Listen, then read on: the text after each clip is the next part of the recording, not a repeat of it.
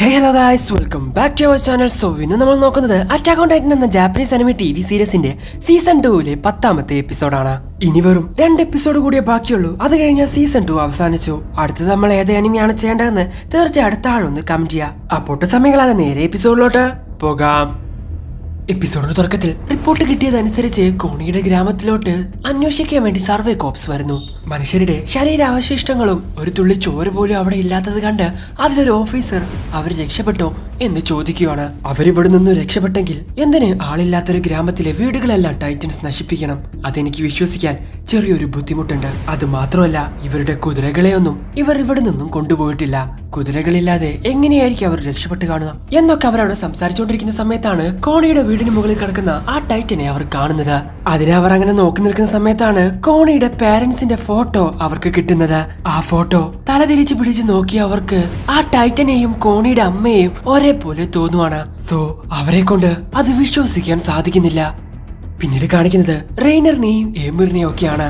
നിന്റെ ജീവൻ കൊടുത്തും ക്രിസ്റ്റയുടെ ജീവൻ നിനക്ക് സംരക്ഷിക്കാം എന്ന് റെയ്നർ അവളോട് പറയുന്നു. തീരുമാനം നിന്റേത് മാത്രമാണ് ഏമിർ. ഹേയ്, വേഗം പറ, ആരാണ് ശത്രു എന്ന് എറിൻ അവളോട് ചോദിക്കുന്നു. അറിയില്ലെന്ന് അവളും പറയുന്നു. സോ റെയ്നറിന്റെയും ബെർഡോൾഡിന്റെയും കൂടെ ചേരാൻ അവൾ തീരുമാനിച്ചു കഴിഞ്ഞു. പെട്ടെന്നാണ് സർവേ കോപ്സ് അങ്ങോട്ട് വരുന്നത് അവർ കാണുന്നത്. ഇതേ സമയം ബെർഡോൾഡ് പെട്ടെന്ന് റെയ്നറിനോട് നീ ഇപ്പോ ആരാണെന്ന് ചോദിക്കുന്നു. പേടിക്കണ്ട, ഞാനിപ്പോ ഒരു യോദ്ധാവാണ്. ഒരു യോദ്ധാവെന്ന നിലയിൽ നീ ഏമിറിനെ വിശ്വസിക്കുന്നുണ്ടോ? അവളല്ലേ നമ്മുടെ മർസലിനെ കൊന്നത് എന്ന് ബെർഡോൾഡ് അവനോട് ചോദിക്കുന്നു. അതാ ഞാൻ പറഞ്ഞത്. അവളുടെ ഉദ്ദേശം വളരെ വ്യക്തമാണ്. വീണ്ടും മനുഷ്യനായ അവൾ തനിക്ക് വേണ്ടി ജീവിക്കാൻ തുടങ്ങി. അപ്പോഴായിരിക്കും അവൾ ക്രിസ്റ്റയെ കണ്ടു കാണുക. ക്രിസ്റ്റ ക്യൂട്ടാണെന്നുള്ള കാര്യം സത്യം തന്നെയാണ്. പക്ഷെ അതുകൊണ്ട് മാത്രമല്ല അവളെ നമ്മുടെ കൂടെ കൊണ്ടുപോവാമെന്ന് പറഞ്ഞത്. അവൾ മതിലിന്റെ മതവിഭാഗത്തിൽപ്പെട്ട വളരെ വേണ്ടപ്പെട്ട ഒരാളാണ്. ഇനി എറിനല്ല ആ കോർഡിനേറ്റർ എങ്കിൽ നമ്മുടെ ദൗത്യം ഇവിടെ അവസാനിക്കുന്നില്ല. പക്ഷേ ആ സമയം ക്രിസ്റ്റ നമ്മുടെ കൂടെ ഉണ്ടെങ്കിൽ കാര്യങ്ങൾ കുറച്ചുകൂടെ എളുപ്പമാകും. ഇതേ സമയം തന്നെ സർവേ കോപ്സ് അവരുടെ തൊട്ടടുത്ത് എത്തിക്കഴിഞ്ഞിരിക്കുന്നു. നമുക്ക് ഇവിടെയും കൊണ്ട് അവസാനിപ്പിക്കാം. അടുത്ത പ്രാവശ്യം ഇങ്ങോട്ട് വരുമ്പോ നമുക്ക് ആനിയെയും ക്രിസ്റ്റയെയും നമുക്കൊപ്പം കൂട്ടാം. പിന്നെ നമുക്ക് ഇങ്ങോട്ട് വരേണ്ടി വരില്ല എന്ന് ബെർഡോൾഡ് പറയുന്നു. അതെ, ശരിയാ.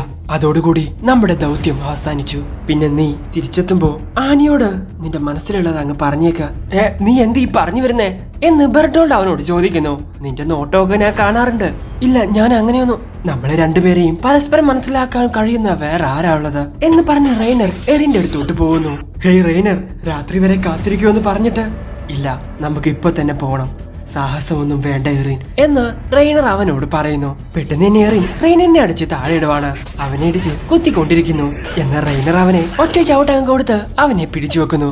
കൊല്ലുവടാ, നിന്നെയൊക്കെ ഞാൻ കൊല്ലുവടാ എന്നും പറഞ്ഞ് നിലവിളിച്ചുകൊണ്ടിരിക്കുകയാണ് എറിൻ. എന്തുപറ്റി? പ്ലാനിൽ എന്തെങ്കിലും മാറ്റം വരുത്തേണ്ടി വരുമോ എന്ന് ഏമിർ ബെർഡോളിനോട് ചോദിക്കുന്നു. ഏമിർ, അന്ന് നീ തിരിച്ച് മനുഷ്യനാവാൻ വേണ്ടി ആരെയാ വിഴുങ്ങിയതെന്ന് നിനക്കറിയുമോ? ഇല്ല, ഓർമ്മയില്ല. പക്ഷേ 5 വർഷം മുൻപായിരുന്നു അത്. നിങ്ങളുടെ കൂടെ ഉണ്ടായിരുന്ന ആരെങ്കിലും ആയിരുന്നു അത് എന്ന് പറഞ്ഞ അവൾ ബെർഡോളിന്റെ മുഖത്തോട്ട് നോക്കുന്നു. ആയിരുന്നല്ലേ? എന്നോട് ക്ഷമിക്കണം എന്നവൾ പറയുന്നു. നിന്റെ തെറ്റല്ല അത്. ഞങ്ങൾക്കും അങ്ങനെ തന്നെ ആയിരുന്നു. എറിനൊന്നും ഓർമ്മയില്ലെന്ന് തോന്നുന്നു. എല്ലാവർക്കും അങ്ങനെ തന്നെ ആയിരിക്കുമോ? എന്നോട് ദേഷ്യമുണ്ടോ എന്ന് ഏമിർ ചോദിക്കുന്നു. ഒരു മനുഷ്യനെ തിന്നണോന്ന് നീ ആഗ്രഹിച്ചിട്ടില്ലല്ലോ. പിന്നെ എത്ര നാൾ നീ മതിലിന് പുറത്ത് അലഞ്ഞു തിരിഞ്ഞു നടന്നോ എന്ന് ബെർഡോൾഡ് അവളോട് ചോദിക്കുന്നു. ഏകദേശം 60 വർഷം. അവസാനമില്ലാത്ത ഒരു ദുസ്വപ്നം പോലെയായിരുന്നു അത് എന്ന് ഏമിറും പറയുന്നു. ഇതേ സമയം സർവേ കോപ്സ് അവരുടെ മുന്നിലോട്ട് തന്നെ വന്നുകൊണ്ടിരിക്കുന്നു. അവരുടെ മുമ്പിൽ ഒരുപാട് ടൈറ്റൻസ് ഉള്ളതായിട്ട് അവർക്ക് മനസ്സിലാവുന്നു. ദിശ മാറ്റി പോവാൻ തയ്യാറാവാതെ ടൈറ്റൻസിന്റെ മുന്നിലോട്ട് തന്നെ അവർ പോയിക്കൊണ്ടേയിരിക്കുന്നു. സർവേ കോപ്സിനെ കണ്ട റെയ്നറും കൂട്ടരും കാടിനുള്ളിലോട്ട് പോവാണ്. 3D മാനുവൽ ഗിയർ ഉപയോഗിച്ച് പോകുന്നതിനിടയിലാണ് ഏമിർ ആ കാഴ്ച കാണുന്നത്. സർവേ കോപ്സിന്റെ കൂട്ടത്തിൽ അതാ ക്രിസ്റ്റയും വരുന്നു. നമുക്കിവിടെ നിന്ന് എത്രയും പെട്ടെന്ന് രക്ഷപ്പെടണം. തൽക്കാലത്തേക്ക് ടൈറ്റനുകൾ ഇല്ലാത്തൊരു സ്ഥലത്തോട്ട് പോകാം. പക്ഷേ എന്റെ ടൈറ്റന് വേഗത കുറവാണ്. അവർ വളഞ്ഞിട്ട് ആക്രമിച്ചാൽ നിങ്ങളെ സംരക്ഷിക്കാൻ എനിക്ക് കഴിഞ്ഞെന്ന് വരില്ല. റെയ്നർ, അവരുടെ കൂടെ ക്രിസ്റ്റയും ഉണ്ട്. ഇപ്പൊ കൊണ്ടുപോകാൻ പറ്റിയ അവസരമാണ് എന്ന് ഏമിർ അവരോട് പറയുന്നു. ഇല്ല, ഇപ്പൊ നമുക്കതിന് പറ്റില്ല. സർവേ കോപ്സ് ഒരുപാട് പേരുണ്ട്. പോരാത്തതിന് കമാൻഡർ എർവിനും അവരുടെ കൂടെയുണ്ട്. നമുക്ക് മറ്റൊരവസരം നോക്കി അവളെ കൊണ്ടുപോവാം എന്ന് റെയ്നർ അവളോട് പറയുന്നു. മറ്റൊരവസരമോ? നിങ്ങളുടെ കൂട്ടത്തിലുള്ള വേറെ ആരെങ്കിലും എന്നെ വിഴുങ്ങിയതിന് ശേഷമായിരിക്കും ആ അവസരം വരാൻ പോകുന്നത്. ഞാൻ ഇവിടെ നിന്നും പോകുന്നുണ്ടെങ്കിൽ എന്റെ കൂടെ അവളും കാണും എന്ന് ഏമിർ പറയുന്നു. ഇതേ സമയമാണ് ഒരു കാര്യം വെളിപ്പെടുത്തുന്നത്. ഏമിറിന്റെ ജന്മനാട് അതെവിടെയാണെന്ന് അറിയില്ല. പക്ഷേ ഒരു കാര്യം ഉറപ്പാണ്, അത് ഈ മതിലുകൾക്കുള്ളിലല്ല. അത് നടക്കില്ല, ഞങ്ങളോട് ക്ഷമിക്കണം ഏമിർ.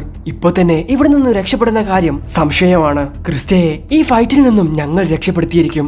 അതുകൊണ്ട് ഇപ്പോ ഞങ്ങൾ പറയുന്നത് കേൾക്ക് എന്ന് റെയ്നർ അവളോട് പറയുന്നു. കുറച്ചുനേരം ആലോചിച്ചതിന് ശേഷം ഇതെല്ലാം ക്രിസ്റ്റയുടെ നല്ലതിനാണോ എന്ന് ഏമിർ ചോദിക്കുന്നു. അതേന്ന് റെയ്നറും പറയുന്നു.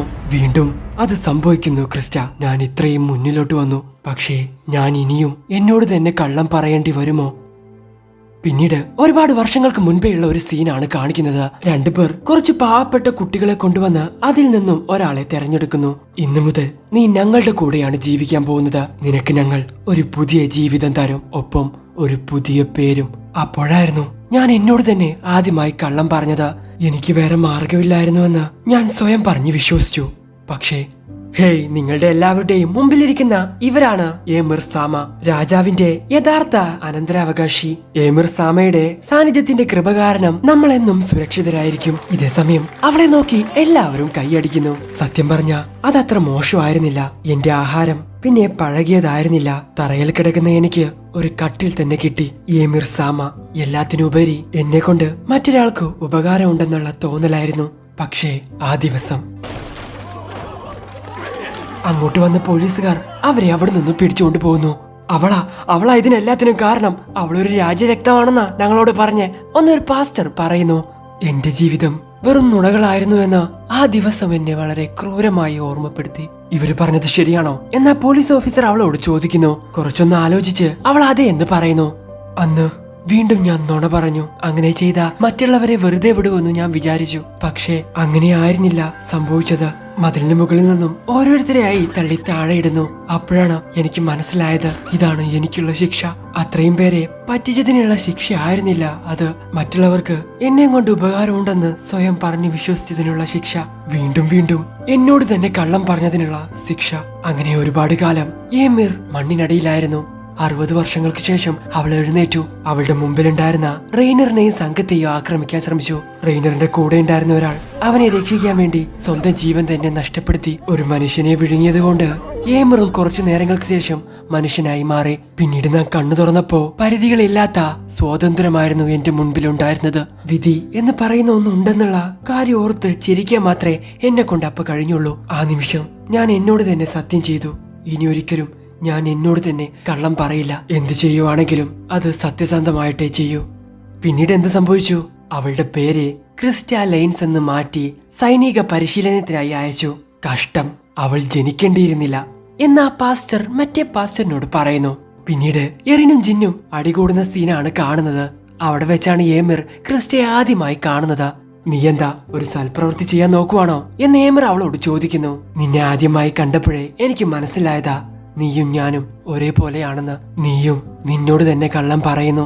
എന്തോ സ്വയം ബോധ്യപ്പെടുത്താനായി നീ വളരെയധികം കഷ്ടപ്പെട്ട് പ്രവർത്തിക്കുകയായിരുന്നു. പക്ഷെ ക്രിസ്റ്റ, ആ ഒരു കാരണം കൊണ്ട് മാത്രം നീ എന്നെ മനസ്സിലാക്കണമെന്ന് ഞാൻ പറയില്ല. എനിക്ക് എന്നോട് തന്നെ സത്യസന്ധമായി പെരുമാറാൻ ഒരവസരം കൂടി നീ തരണം. എന്നോട് ക്ഷമിക്കണം. ഇതുപോലൊരു സ്ഥലത്ത് ഏറ്റവും കൂടുതൽ ശക്തിയുള്ള ടൈറ്റൻ അത് എന്റേതാണ് എന്ന് പറഞ്ഞ് ഏമിർ ഒരു ടൈറ്റനായി മാറുന്നു. കാട്ടിൽ വെളിച്ചം വന്നതായിട്ട് സർവേ കോപ്സിന് മനസ്സിലാവുന്നു. അവർ 2 ടീമായിട്ട് കാടിനെ ചുറ്റിക്കൊണ്ട് നിൽക്കുവാണ്. എറിനെ എങ്ങനെയെങ്കിലും തിരിച്ചു കൊണ്ടുവരിക, അതാണ് നമ്മുടെ ലക്ഷ്യം എന്ന് ഹോണസ് പറയുന്നു. കാടിനകത്തെത്തിയ അവർ പെട്ടെന്ന് 3D മാനുവൽ ഗിയറിലോട്ട് മാറുന്നു. മരത്തിലൂടെ അങ്ങോട്ടും ഇങ്ങോട്ടും ചാടി അവസാനം അവർ നേരെ ചെല്ലുന്നത് ഏമിറിന്റെ മുന്നിലോട്ടാണ്. സോ ടൈറ്റനായി മാറിയ ഏമിറിനെ കണ്ട് അവർ അറ്റാക്ക് ചെയ്യാൻ വേണ്ടി തുടങ്ങുന്നു. ഹേയ് വേണ്ട, നിർത്ത എന്ന് കോണി വിളിച്ചു പറയുന്നു. ഹേയ് ഏമിർ, നീ എന്താ ഒറ്റയ്ക്ക് ഇവിടെ നിൽക്കുന്നേ? എറിനെവിടെ? റെയ്നറും ബെർഡോൾഡും ഒക്കെ എവിടെ എന്ന് ചോദിക്കുവാണ് കോണി. ഇതേ സമയം എല്ലാവരും അവളോട് മറ്റുള്ളവരെവിടെ എന്ന് ചോദിച്ചുകൊണ്ടിരിക്കുവാണ്. എന്നാ ഏമിർ ആ കൂട്ടത്തിൽ ആരെയോ തെരഞ്ഞുകൊണ്ടിരിക്കുവാണ്. ആ കാര്യം ആർമീന് മനസ്സിലാവുന്നു. എന്തോ കുഴപ്പമുണ്ട് എന്ന് ആർമീൻ പറഞ്ഞു തീർന്നതും ഏമിർ എന്ന് വിളിച്ചുകൊണ്ട് ക്രിസ്റ്റ അങ്ങോട്ട് വരുന്നു. പെട്ടെന്ന് നിന്നിരുന്ന മരത്തിൽ നിന്നും ചാടി ഏമിർ ക്രിസ്റ്റയെ അങ്ങ് വിഴുങ്ങുവാണ്. അവിടെ നിന്നും വളരെ വേഗത്തിൽ ഓടുന്നു. കണ്ടുനിന്നവർക്ക് ഒന്നും തന്നെ മനസ്സിലാവുന്നില്ല. പെട്ടെന്ന് തന്നെ ജിൻ അവൾക്ക് പുറകെ പോവാണ്. ഇതെല്ലാം കണ്ടുകൊണ്ടിരിക്കുന്ന റെയ്നറും ബെർഡോൾഡും മരത്തിന്റെ മുകളിൽ ഇരിക്കുവാണ്. പെട്ടെന്ന് റെയ്നർ അവന്റെ ടൈറ്റ് രൂപം പുറത്തു കൊണ്ടുവരുന്നു. ഏമിറും ബെർഡോൾഡും റെയ്നറിന്റെ പുറത്തു കയറി അവിടെ നിന്നും രക്ഷപ്പെടുന്നു. അവരുടെ കൂടെ എറിനെയും കൊണ്ടുപോകുന്നത് അവരെല്ലാവരും കാണുവാണ്. പെട്ടെന്ന് തന്നെ അവരുടെ കുതിരകളൊക്കെ അങ്ങോട്ട് വരുന്നു. കുതിരപ്പുറത്ത് കയറി റെയ്നറിന് പുറകെ തന്നെ അവർ പോകുന്നു. അവനെ ഞാൻ രക്ഷിക്കും അത് ഇനി സ്വന്തം ജീവൻ കളഞ്ഞിട്ടാണെങ്കിലും ശരി എന്ന് ഹോണസ് പറയുന്നു. സോ അവിടെ വെച്ച് ഈ എപ്പിസോഡ് അവസാനിക്കുന്നു. എന്തായാലും നിങ്ങൾക്ക് ഇവിടെ ഇഷ്ടപ്പെടുന്നതായിരിക്കുന്നു. ഇഷ്ടപ്പെടുന്ന ലൈക്ക് ചെയ്യുക, ഷെയർ ചെയ്യുക, സബ്സ്ക്രൈബ് ചെയ്യുക, തുടർന്നുള്ള ബെൽ ഐക്കൺ എനേബിൾ ചെയ്യുക. അടുത്ത എപ്പിസോഡ് അടുത്ത ദിവസം വരാതെ വരയ്ക്കും. ബൈ.